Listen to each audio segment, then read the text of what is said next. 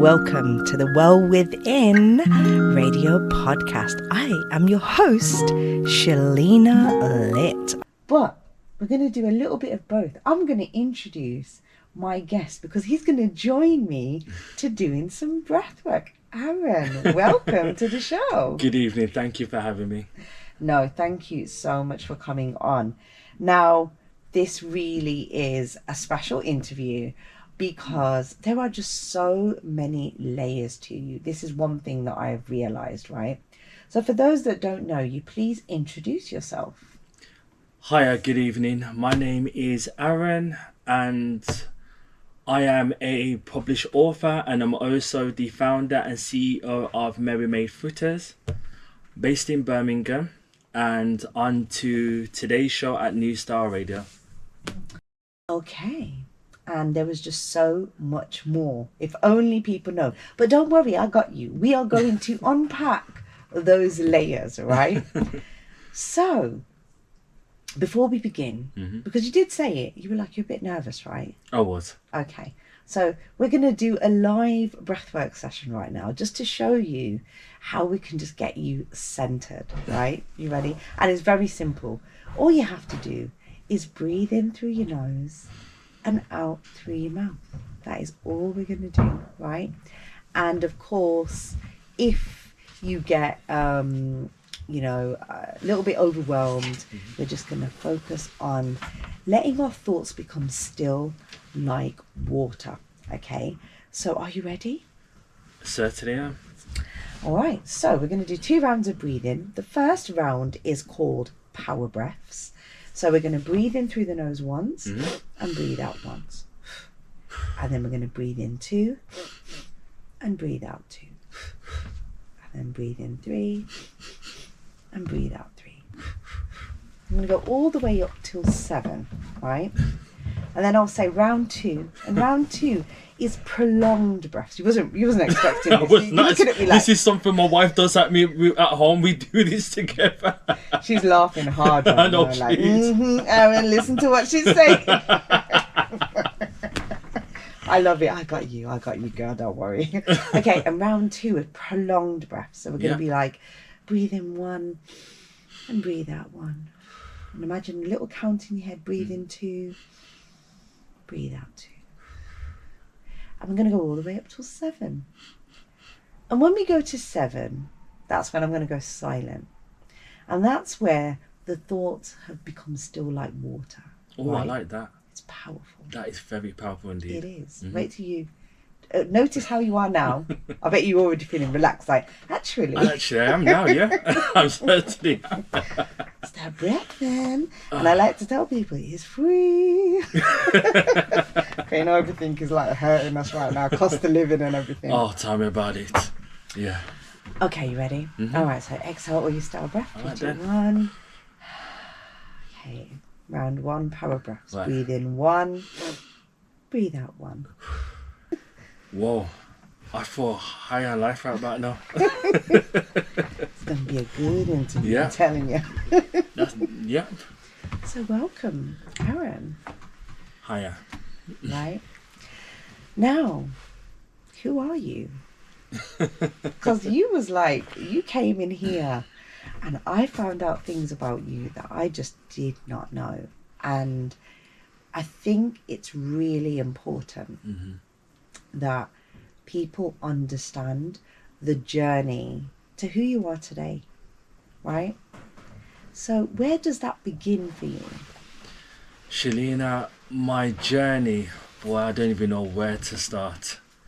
I have been through so many trials and tribulations. I have been tested, I have been challenged. And even up to now, like I was saying to my wife earlier, like, I don't even know how I've got to where I am now. But you know what? I am grateful. I give the Lord above the thanks.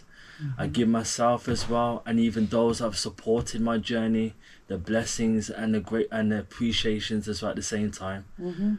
When I was young, even me writing this book, I don't even know where to start with this. Only a few people knew about this, but I had a speech development problem. I had a slight autism, I couldn't talk at all until I was 7 years old. Mm-hmm. My way of communicating was through writing, was studying English hard. Like, English was like the biggest thing for me to get people to understand the things what I was going through. Even being creative as well, like doing designs and things like that. And I took inspiration by reading books. Like, when I was younger, I was into picture books. I was into Jacqueline Wilson.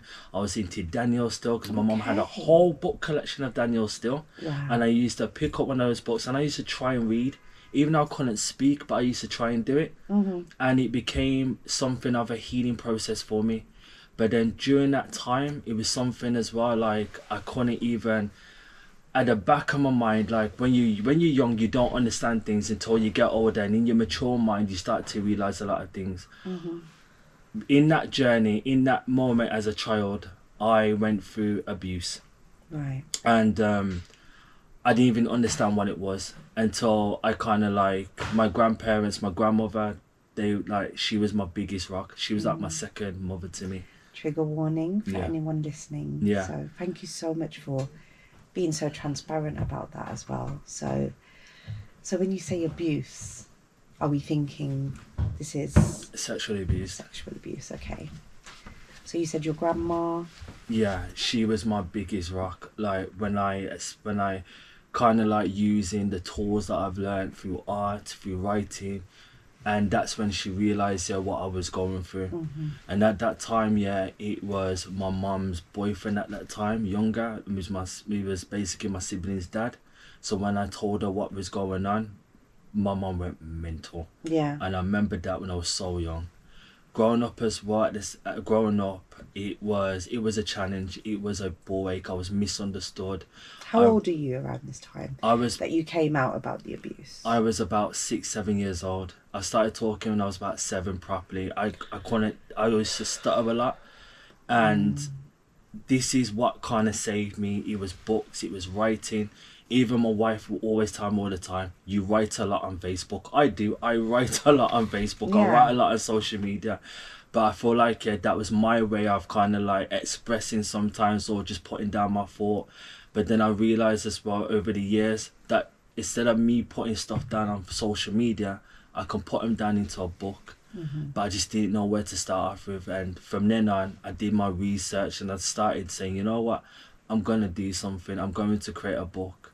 And I thought about doing a book about my life, and I thought, the world is not ready for that yet. It's not the time yet. That fear, when you live in the black community, everybody goes through, there's a lot of stuff that goes on. There's a lot of things that happen as well. There's a lot of traumas. And sometimes, especially with men as well, so many men have gone through so much. I've come across these men myself, and coming across them, they're afraid to talk out there, afraid to talking, because the world is teaching us men that we can't open up, that we're weak, that we're demasculine ourselves already. And like, in this world, we have to do what we need to do to provide, to work hard, to do what we need to do and keep our emotions in check. If we don't keep our emotions in check, that makes us weak. I was told this myself as well in my journey in my 20s, like, you're too emotional, you're too this. And I got shut down. I had no safe space for me to express how I felt. I was not given that at all. And because of that, I've had to do that, like, shut down for other people's sake. But then what I realised was that the more I bottled it up, the more I was under a lot of depression. I couldn't speak to nobody. I was more there for everyone else, but nobody really and truly. Someone asked me, Aaron, you're always there for people, but has anybody been there for you? And I sat down and thought, not really, and this is way before I was married and that. And I realised to myself, you know what, I'm going to do what I'm going to do. I was still God-fearing. At that time as well, in my 20s, I was a single dad. I was raising up my little girl. It wasn't easy, but I had to do what I needed to do. And I learned through the journey itself. I learned through that experience as well. And I taught my little one as well about being strong for herself as well, and to never let anybody tell you who you are.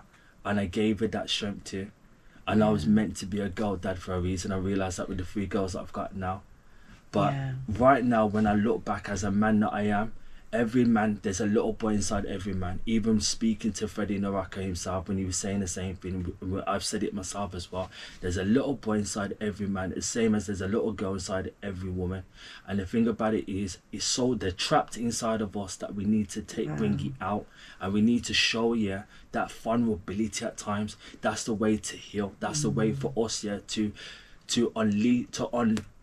undiscover all that trauma that we've got inside of us. And it took me a long time, Shalina. I'm 33. I was only 30 years old when I had to unbuckle a lot of things out of me, and I had to go for that therapy 4 years ago. But yeah, I'm here now. I'm not afraid to speak about what I went through. I'm not afraid to open my mouth, and whoever feels uncomfortable about it, you know what, that's for them to discover for themselves when they're ready. For myself, I know who I am. I know where I came from.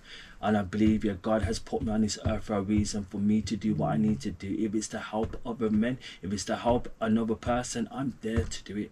And I'm there for it. Let me take a deep breath. Wait. From the heart space. I love that, honestly. And I feel it. And this is why I think you're successful, because you are moving in this alignment. You understand that your hardship, is the reason that you're existing today, right? To empower other people that maybe think that they're not empowered by the experiences that they've been through. They're ashamed, they feel the guilt. But yes, amazing. I feel that, Now, growing up, I remember you mentioned, and I didn't know this, you're just full of surprises, you were modelling. Yes, I was. Like, how did that come about? Because it's like, to go into that field, I'm sure that must have its own stories with it. Oh, there's a lot of stories in that journey. There is a lot. It's one of them. I was in my 20s. They say, that in your 20s you learn, in your 30s, that's when you grow. In my 20s, I was just like everybody else at the same time. We wanted to make it. We wanted to be seen. We wanted to tell our own stories. At that time, I just wasn't ready yet. And obviously, when I look back, and I admit that, I was more like looking into the light as well. But at the same time as well, I was also went into the modeling industry as a single father.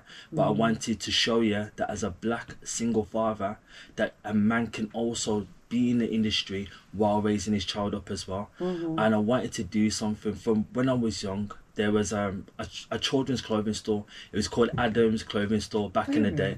I modelled for them when I was younger. I modelled for them.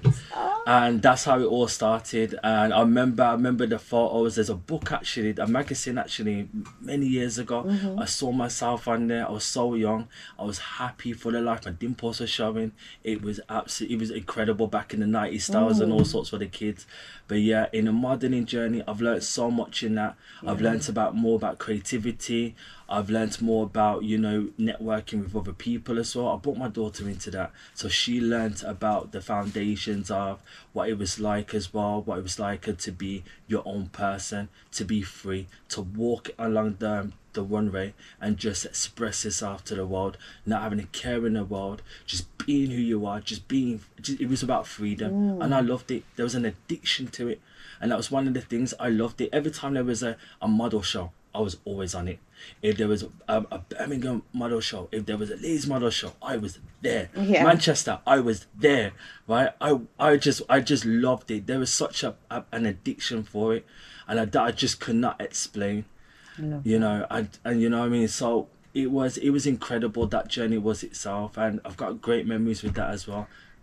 I can't help but wonder, right? Because I'm someone who shares my story about being sexually abused, right? And I know that coming up, being seen makes me feel very uncomfortable. I don't want to be put in the pool of, oh, she's really sexy, she is, I'm afraid of the word, right? I'm still dealing with my stuff, right? But did imposter syndrome come along at any point? Because I don't hear. You know what? It does. It really does. And many people are not going to admit that. Sometimes you end up trying to impress the wrong people, and that's what I did. I was trying to impress the wrong people. I was trying to seek validation from the wrong people, and it didn't work. What happened, it gave me more challenges and more challenges, and it gave me so much hardships along that way as well, that to that point, that's when I discovered as well, in myself, for me, because of that, I was also wearing a mask by covering up my own pain, and I didn't deal with it, even though how much I love being in that runway, how much I love to be, being in the front of a camera, but behind it, I was covering up my own pain. I was covering so much deeper inside of me, and then trying to balance everything out, fatherhood, my work, even the modern in this world, and that's the thing. And you never know what everybody goes through, and in that industry itself, a lot of people have gone through a lot, but they just will not say it. That's the thing. But yeah, absolutely. Don't stop yourself from talking. Okay, I see you like, let me let her talk. No, you're speaking truth. I think a lot of people are trauma driven, right? So at what point then did you make the shift? Because it sounds like the man met the boy. You know what I'm saying? Yeah. You had some words with the little boy. When did the shift happen? The shift along that journey, I've, like I said, in that journey itself, things that I've been through, I've never thought I would have been through. I was in a domestic abusive relationship. That also got spinned onto me. I was blacklisted for modeling shows because of what an ex did. I'm not going to mention her name. I forgave her. I moved forward from that. But in that crisis itself, it was hard, and me having to prove myself and fighting everything else. But then I realized I was also as well, along that way, I was also smoking a lot of weed. I was depressed. There's times where I wanted to hurt myself, but then the one thing that kept me grounded was my little girl. It was my daughter. She kept me grounded, because at the end of the day, she was looking up to me, and I couldn't let her down. I couldn't let her see who I was, and I had to fight for it. Through all of that as well, I went through homelessness as well at the same time. While I was being a single father, I had to work as hard as well. I had to graft as well for the sake of me and her. Then that's when I realized, you know what? Even during lockdown, I needed therapy. And I remembered I went to therapy. I thought, let me try it. First time I went to therapy, I just broke down in tears. I was in a corner. I broke down in tears. I literally did. So much came out. And I felt different. I felt like it felt good to let everything out. I was talking to a stranger. Back then people said, nah, I'm not going to tell a stranger about my problems. Nah, I'm not going to do this. Nobody needs to know my business. But I'll tell you something. These strangers, they know a lot more than what you think. A lot more. And some of them have been through situations themselves that you never know about. And they want to use that situation to help others to heal themselves. It's still a healing journey. But I've learned to let go, and I went to therapy, and I loved it afterwards. And then from then on, that's when I realized to myself the person that I can be. That's how the following year in 2022, when I was working as well, that's how I started Merrimaid Fritters. I had an accident at work. I saved a guy's life. Basically, one of the pallets, it dropped. I pushed the guy out of the way. I injured my foot, and I literally broke my foot in 2 places. Yeah. But you saved his life. I saved his life. Wow.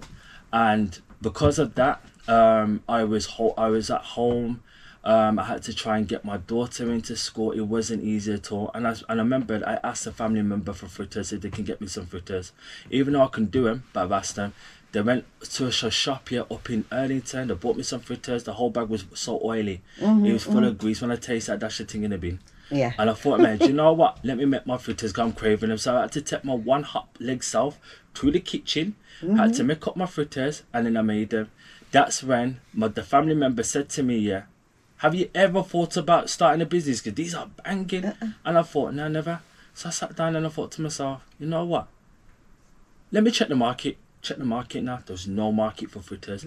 Even though there was this fritters in Caribbean shops, but they're very hard to find. And sometimes when you do get them, there's not enough, or they're very greasy, or may I have none. That's all you hear. So I started. Yeah, exactly.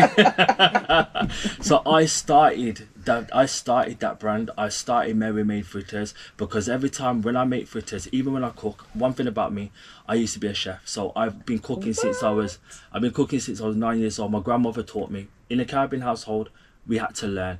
It was either if you don't learn how to cook, you meet somebody who can't cook, you both are going to be living on takeaway. If you both don't know how to clean and do this, you both are going to be living rough and scruffy and nasty. That was the upbringing my grandmother told us. She told me, yeah, and my cousins too. So she taught us how to iron, about ironing underwear, ironing out the blanket. I said, underwear? She said, yeah, because if an accident, you're the paramedic going to see your drawers. I was thinking, Grandma, they're not bothered to see my drawers. Or they're more bothered about saving my life. But that was their mentality back then. So she taught me these things. You know what? I used to hate them as a kid. But you know what? When I look back, I'm grateful for these skills. I'm grateful for these life lessons because that's where these things were the making of me, myself, as Aaron Jacob Renford Brooks, who I am right now, to the making. I'm still learning. I'm still growing. Yeah, that's what we're doing. And I'm still educating myself at the same time. But you know what? I thank God for where I am right now. Ooh, well, so along the way of Merrimaid Fritters, right? A beautiful woman appeared into your life. She did, right? Before we get onto that, and I get onto that question, I'm curious. Do you agree then? Because you said that you was in an abusive relationship, right? I've been married 4 times, as people will know if they've listened to the podcast. If you didn't know that was my my one-liner drop. Hurt people, right? Do you think it was a case of when you finally got to meet the one, right? The missus, who I'm a fan of already, right? Sending love out to you, by the way, sis. Had the therapy been done, so you recognise now? Yeah. Okay. Right? Talk to us.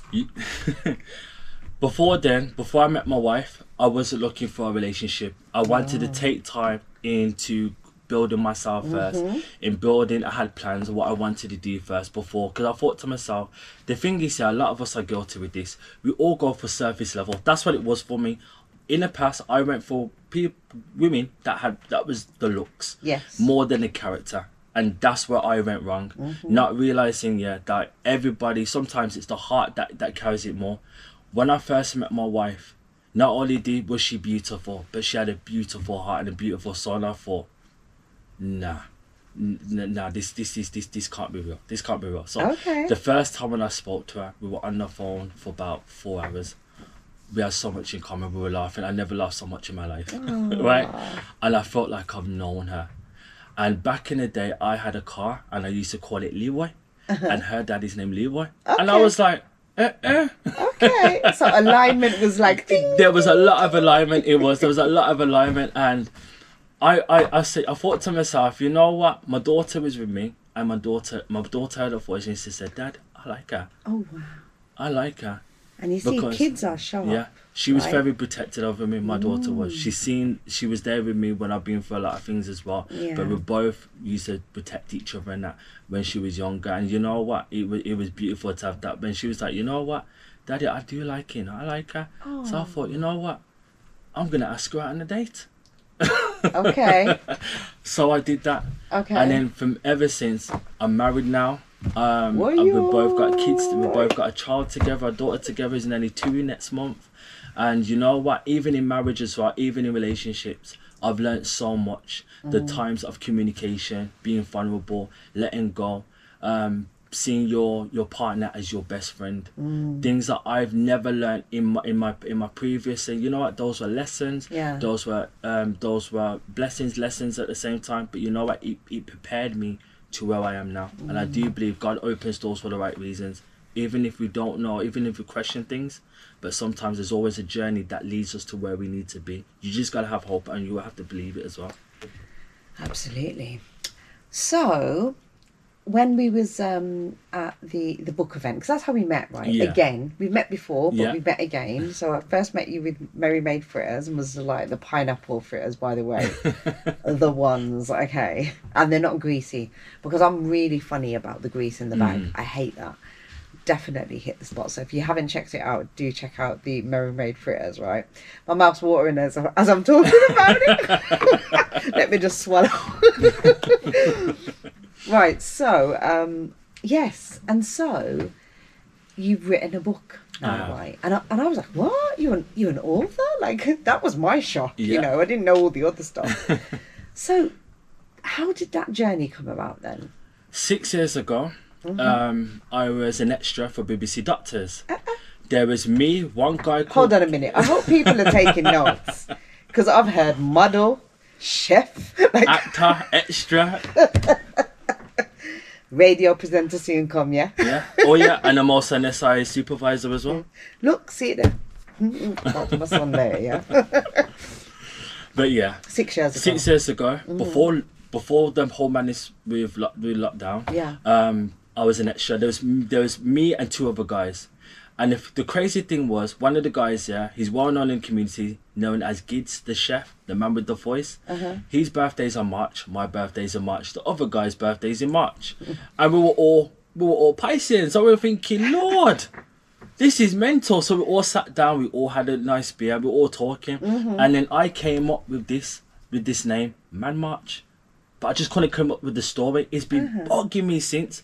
It's been bugging me for years, from 2019 to 2023, thinking of a story.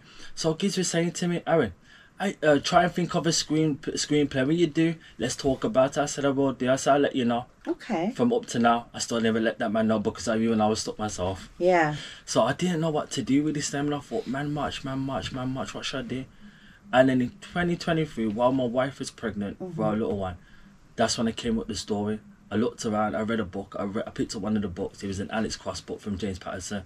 And I thought, there's nothing going on in Birmingham. No. Let me write a story. So I thought, let me write a story that's based on real experiences, fictionalize it, gritty, crime, thriller, psychological. I'm good at that. The thing with me, when I write, I like to write with imagination. I like to make people think. I like to be cinematic, and I'm very good at that. And I started that when I was younger as well, and I started doing it. Yeah. So it took me 2 years from 2023 upwards, and I completed the book this year.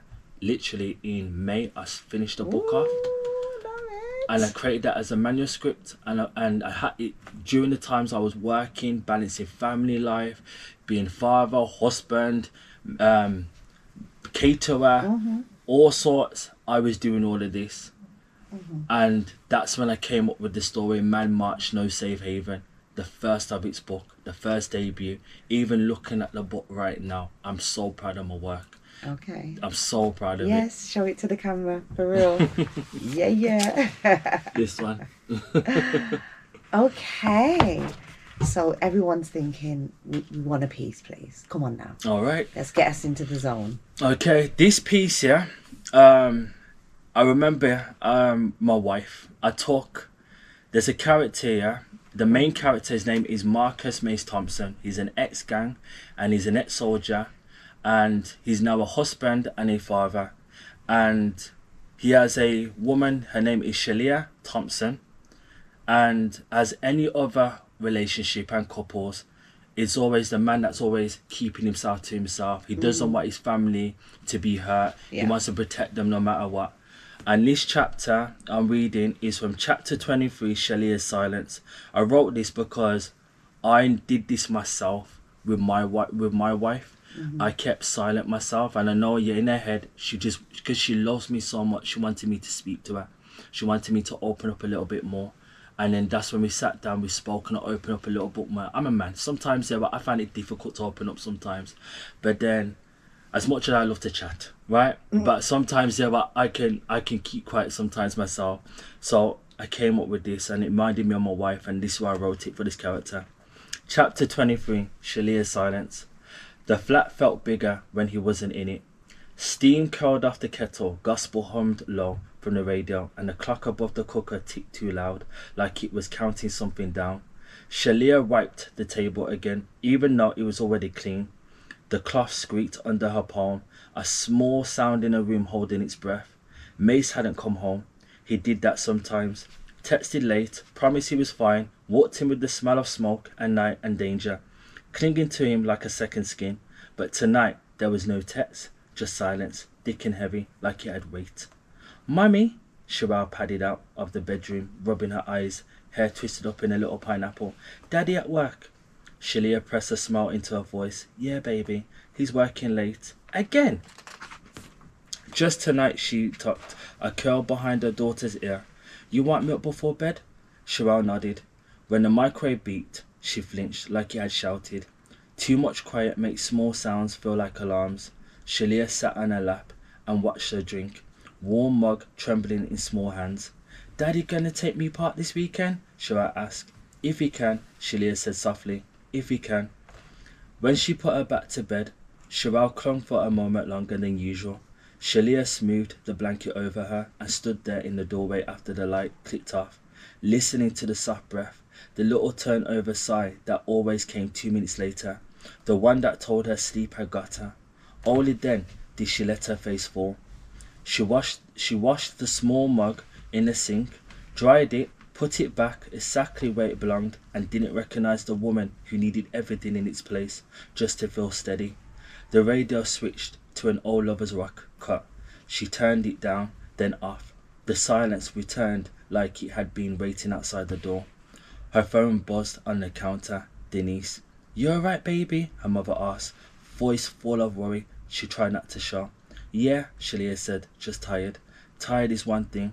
This quiet you've got in your voice is another. He home yet? Not yet. I paused. You want me to come over? I'm fine, Mum. Sherelle's asleep. I don't want to wake her. You know I come any hour. I know. Another pause. I don't like this sleep. I can feel it in my bones. You can't raise a child on faith and fear. I'm not, Shalia whispered. I'm raising her on love. Love's good, Denise said. Gentle but unbending. But locks are better. Lines are better. You draw them or the roads draw them for you. After they hung up, Shalia stood at the balcony door, forehead against cool glass. The estate lights blinked like tired eyes. Somewhere below, boys laughed too loud, masculine edge in their throats. A siren wound, distant and faded. Rain threatened but didn't start. She texted Mace, you safe? 3 dots, gone, nothing. The ache that started in her chest moved to her jaw. She breathed through it the way she learned to breathe through contractions, counting 4s, releasing 6s, a trick you keep when life keeps demanding endurance. On the table, a canvas shopping bag sagged with school letters and bills. She pulled out a crumbled form. Trip money due Friday. She wrote them out on a post-it, stuck it to the fridge beside a picture Sherelle had drawn of the 3 of them holding hands under a wonky sun. The stick figure version of Mace had the biggest smile. She didn't cry. She'd done enough of that on other nights. Tonight, she made small decisions. She picked up the spare set of keys and laid them by the door. She took the baseball bat, hidden since last year behind the mop, and set it upright in the corner where only she would notice. She slid her phone charger and a little envelope of emergency cash into her tote. Quiet preparations, quiet lines. If he walked in now, she would hold him. She would clean the blood if there was blood, press ice to swellings, kiss his forehead while he slept, sitting up on the sofa like he always did. When he pretended pain wasn't pain, she would do all that she can because love is stubborn and she would never learn how to be otherwise. But if he didn't, if the silence kept growing teeth, she would do what needed doing. Her phone buzzed again, a message this time. I'm with AK, I'm okay, don't wait up, I love you. She read it twice. Okay, don't wait up. She put the phone down, face first, and stared at the cheap wood grain of the table until it blurred. In the bedroom, Sherelle turned and mumbled something that sounded like park. The word broke her a little, then steadied her a little more. She switched the radio back on, low this time, letting the track fill the corners of the room, just enough to make the quiet less sharp. When she finally lay down, she took the side nearest the door, not because she was scared, because she wasn't willing to be last anymore. If the street wanted to knock, it would meet her first, and if Mace couldn't keep the walls from the door, she would learn how. Sleep didn't come easy, but when it did, it found her with one hand curled around her phone and the other resting on a hollow where his shoulder should have been. The end. Okay. Whoa. Okay. That was a little bit triggering for me. I was like, hey, like I've been in those shoes. You know what I mean? Like, I love it. So, what did you say? You are going to be the next Stephen King. Yeah. What was the other one? Patterson? James Patterson. J.K. Rowling. Someone told me that earlier today. Okay. Yeah. So if you haven't, you need to go and get this book, right? People need to recognise you. You know what I mean? Because I think sometimes we recognise people before they're too late. Do you know what I mean? You don't see them. Do you know what I mean? But I see you. And everyone I think that has been listening sees you, right? So we're coming up to the end now. Before I let you go, this show is all about holistic well-being. Mm-hmm. What do you do for your holistic well-being? Me,